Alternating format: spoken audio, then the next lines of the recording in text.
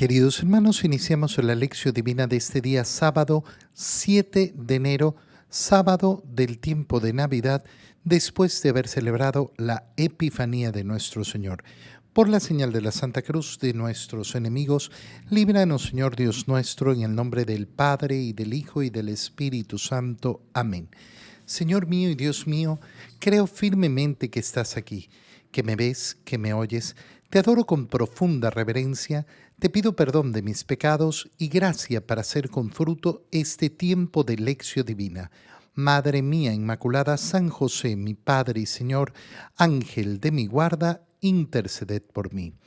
En la primera lectura de este día sábado, ya cuando estamos a un día de concluir el tiempo de Navidad, leemos, o continuamos leyendo mejor, la primera carta del apóstol San Juan, capítulo 5, versículos 14 al 21.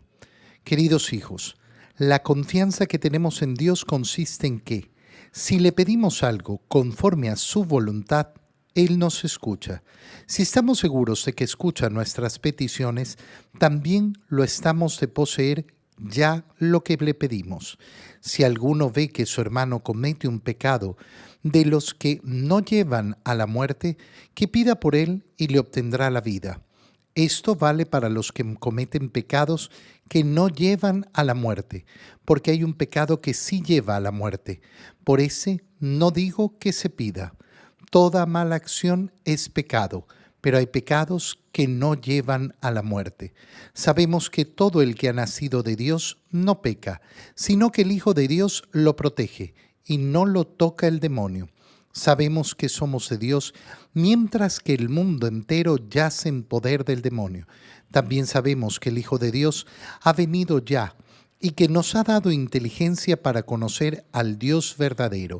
Nosotros permanecemos fieles al único verdadero porque permanecemos en su Hijo Jesucristo. Él es el verdadero Dios y la vida eterna. Hijos míos, no adoren a los ídolos. Palabra de Dios. Al continuar con la lectura de la primera carta del apóstol San Juan se refiere a ese pecado que conduce a la muerte en contraposición con ese pecado que no conduce a la muerte. Es tan importante darnos cuenta de esta diferencia. ¿Por qué?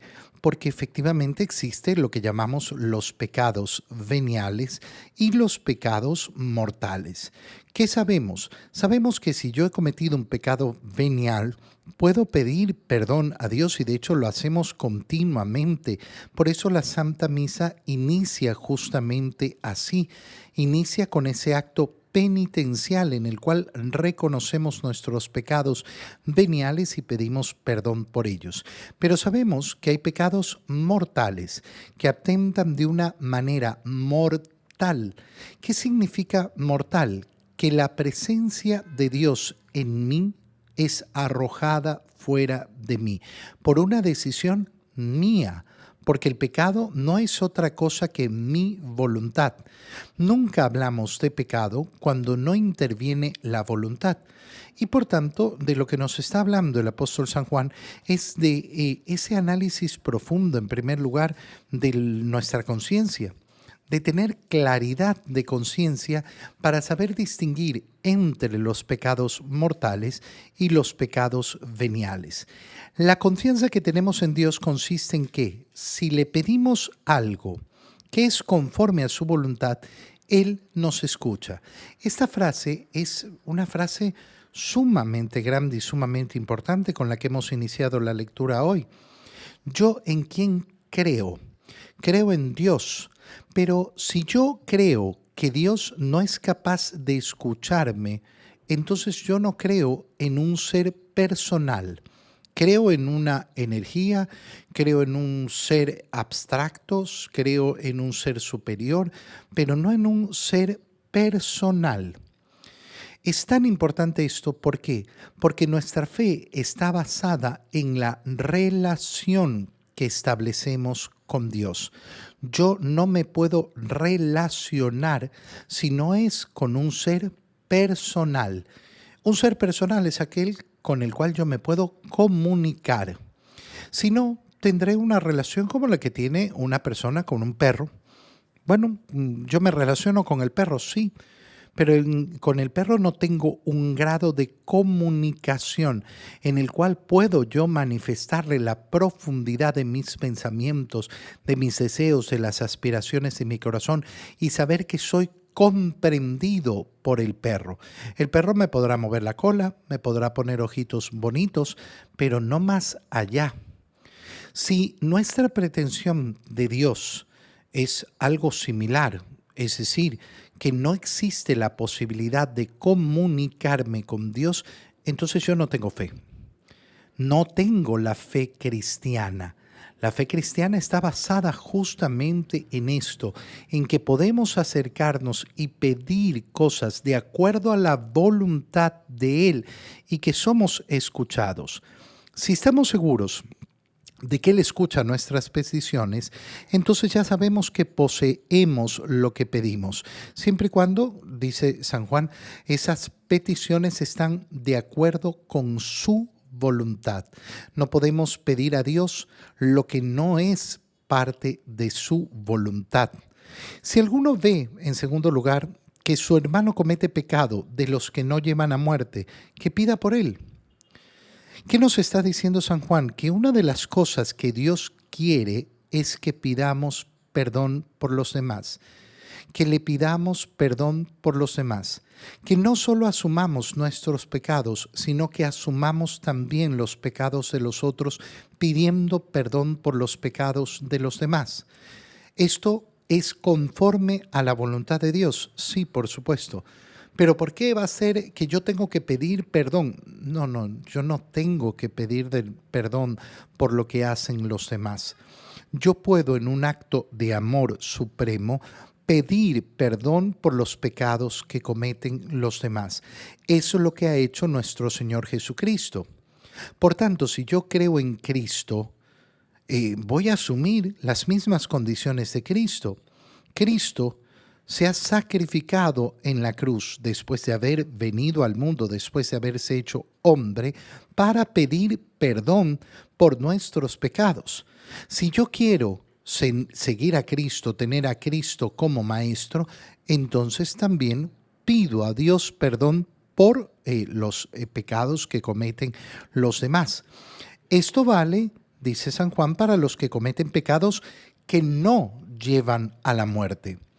Es decir, que aquellos pecados que sí llevan a la muerte, ¿qué tiene que haber? Tiene que haber siempre la acción de la persona de pedir perdón, de reconocer su pecado y buscar la misericordia de Dios. Toda mala acción es pecado. Toda mala acción es pecado. No está diciendo San Juan hay cosas que no son pecado. No, toda mala acción es pecado, porque no existe una mala acción que sea el deseo y la voluntad de Dios.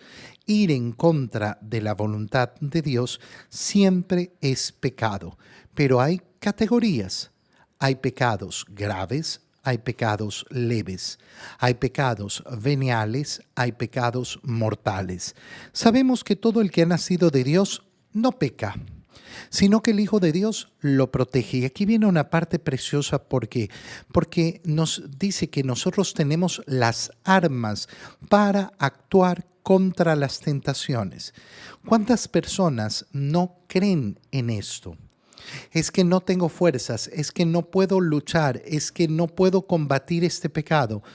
Bueno, eso es un acto de poca fe. Si yo en cambio creo que he nacido de Dios, entonces sé que puedo llegar a la condición de no cometer pecados. Dios me protege y no lo toca el demonio. Muchas personas a mí siempre me preguntan, ay, pero ¿cómo me protejo? ¿Cómo me protejo contra el demonio?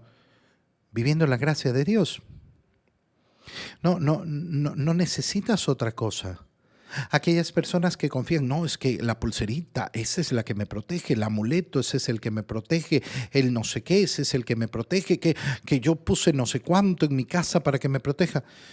Estás en la misma superstición y en la misma brujería que viene del demonio. Por tanto, no te estás protegiendo del demonio, estás haciendo todo el contrario. Estás poniéndote en sus manos. Es en los instrumentos que nos da el Señor, especialmente en la gracia santificante que recibimos en los sacramentos. ¿Cómo me protejo? Comulga, confiésate. Ten una vida firme de oración. Aléjate del pecado. Esa es la protección que nos ofrece el Señor. Sabemos que somos de Dios mientras que el mundo entero yace en el poder del demonio. Es una frase dramática la que utiliza San Juan. El mundo entero yace en el poder del demonio. Sí. Sí, por eso lo que vemos en el mundo efectivamente es esto. Cuando yo me hago a la mentalidad del mundo, cuando yo me conformo con el modo de ser del mundo, tengo que saber que me estoy conformando con ese mundo que está en las manos del demonio.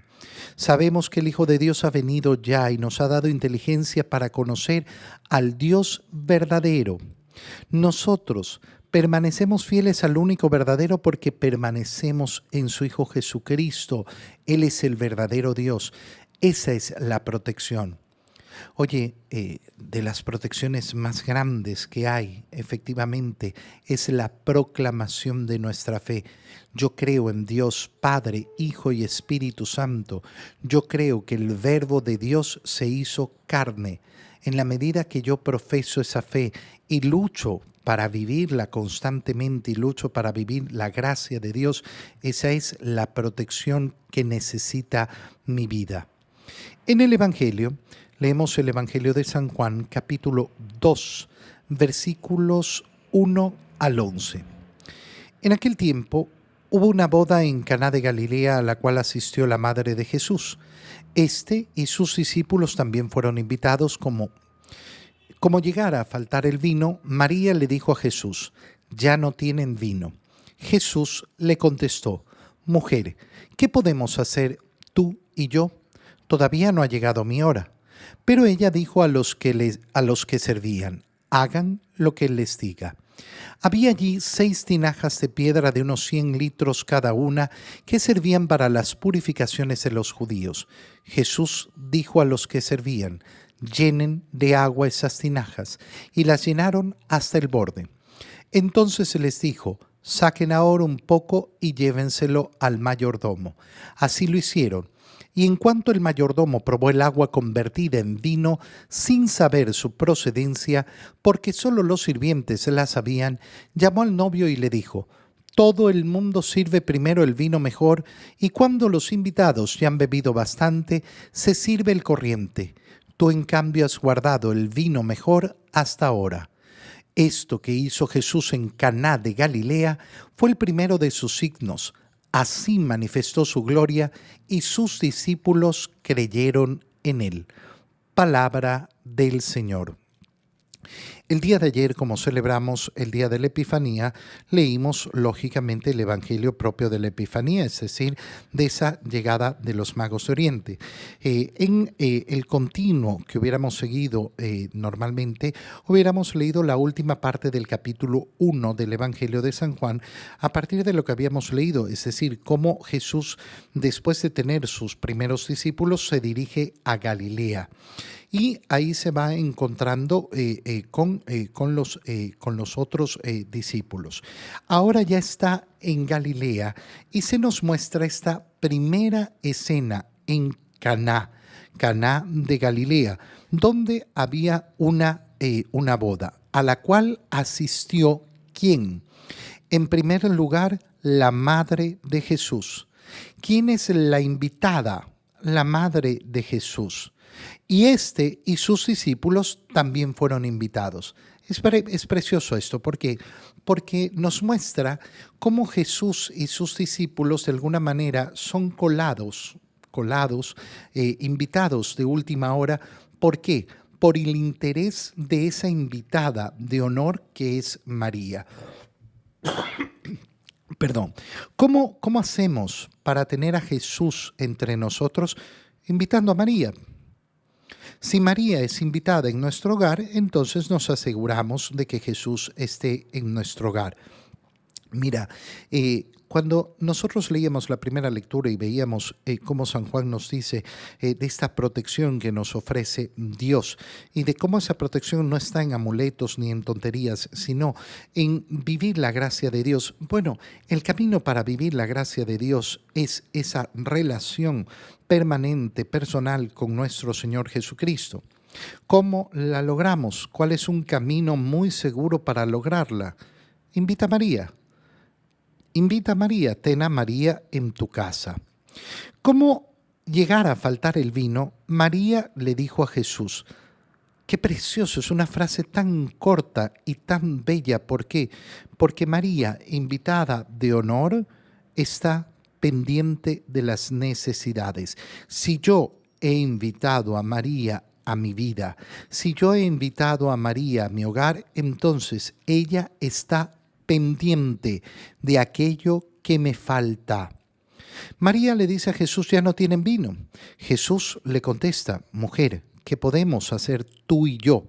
Todavía no llega mi hora. Y lo que está expresando el Señor es verdad, no ha llegado su hora. Pero ¿por qué no ha llegado su hora? Porque su hora está ligada a las siguientes palabras de María. María dice, no a Jesús, sino a los que servían en la boda, hagan lo que Él les diga. Estas palabras de María son la hora de Jesús, la hora de iniciar su ministerio. Es precioso, verdaderamente precioso. María da el pie al inicio de esa vida de milagros del Señor, de esa manifestación pública de Jesús. ¿Y con qué palabras? Hagan lo que Él les diga, que resume todo el Evangelio. ¿Qué es creer en el Evangelio? Creer en el Evangelio es creer en Jesús. Pero si yo creo en Jesús, tengo que hacer lo que Él me dice. Si yo en cambio digo que creo en Jesús, pero no voy a hacer lo que Él me dice, no tiene ningún sentido. Es absurdo. Es completamente absurdo. Hay un solo mandato, por tanto, hagan lo que Él dice. Hagan lo que Él dice. Y entonces el Señor efectivamente empieza a realizar. No ha llegado mi hora. No mintió Jesús. Su hora en ese segundo no había llegado. Va a llegar en el siguiente segundo cuando María exprese esto. Esta que es la sabiduría total. ¿Qué tengo que hacer en la vida? Haz lo que te diga Jesús. Ese es el resumen de toda nuestra existencia. ¿A qué me dedico yo? A hacer lo que me manda el Señor. A hacer lo que me manda Jesús. Esto lo resume todo. Había allí 6 tinajas de piedra de unos 100 litros cada una. Oye, estamos hablando de 100 litros de agua cada tinaja. Son 600 litros de agua. No estamos hablando de poco. Servían para las purificaciones y Jesús les dijo, llenen de agua las tinajas. ¿Y qué hicieron los que servían? Como María les había dicho que hagan lo que Él les dice, no lo hicieron a medias, sino que nos dice el Evangelio que las llenaron hasta el borde. Precioso, de nuevo, como en una frase se nos dice cómo vamos a cumplir lo que el Señor nos dice. Nunca a medias, nunca mediocremente, sino de un modo total. Saquen ahora, llévensela al mayordomo. El mayordomo no sabía de dónde había salido el vino. ¿Quiénes sí lo sabían? Los sirvientes. Porque el que sirve conoce. El que no sirve no tiene conocimiento. Cuando vemos que las personas no entienden las cosas, no entienden la vida, no entienden el sentido de la vida, no entienden por qué sucede esto y viene la rebeldía del corazón, seguramente es porque no tienes el corazón dirigido al servicio hacia el Señor. Aquel que tiene el corazón dirigido hacia el servicio al Señor tiene la seguridad, la convicción, la confianza porque conoce la voluntad de Dios. El mayordomo se asombra. Todo el mundo sirve primero el vino mejor, después, ya cuando están bebidos, le saca alguno más corriente. Tú has guardado el vino mejor hasta el final, porque ese es el resumen de nuestra vida. ¿Estamos viviendo lo mejor de nuestra vida en este momento? No. ¿Y lo haremos mañana? No. ¿Y lo hicimos ayer? No. No, lo mejor de nuestra vida no llega sino hasta después. Qué precioso es tener una vida dirigida hacia adelante y no hacia atrás. Piensa, por ejemplo, en todas esas personas que siempre dicen, ay, sí, antes mi vida era mejor, antes mi vida, antes todo era mejor, antes el mundo era mejor. Qué pena por ti. Yo voy hacia adelante. Yo voy hacia la vida eterna. Y siempre va a ser entonces lo mejor hacia adelante. Esto que hizo Jesús fue el primero de sus signos. El primero de sus signos, un signo hecho en un matrimonio. Qué precioso es iniciar el inicio de la vida pública del Señor, la vida de milagros del Señor. ¿Dónde? Ahí donde tiene que originarse todo, en el matrimonio. En el matrimonio, en el amor de un hombre y una mujer que constituye la familia, que va a ser el centro de todo. No va a ser lo más importante ninguna otra cosa. Siempre va a ser ese orden, Dios, y después, lógicamente, esa familia que se constituye en primer lugar en el amor de un hombre y una mujer expresado en estas bodas de Caná. Te doy gracias, Dios mío, por los buenos propósitos, afectos e inspiraciones que me has comunicado en este tiempo de lección divina. Te pido ayuda para ponerlos por obra. Madre mía Inmaculada, San José, mi Padre y Señor, Ángel de mi guarda, interceded por mí. María, Madre de la Iglesia, ruega por nosotros. Queridos hermanos, un feliz día para todos.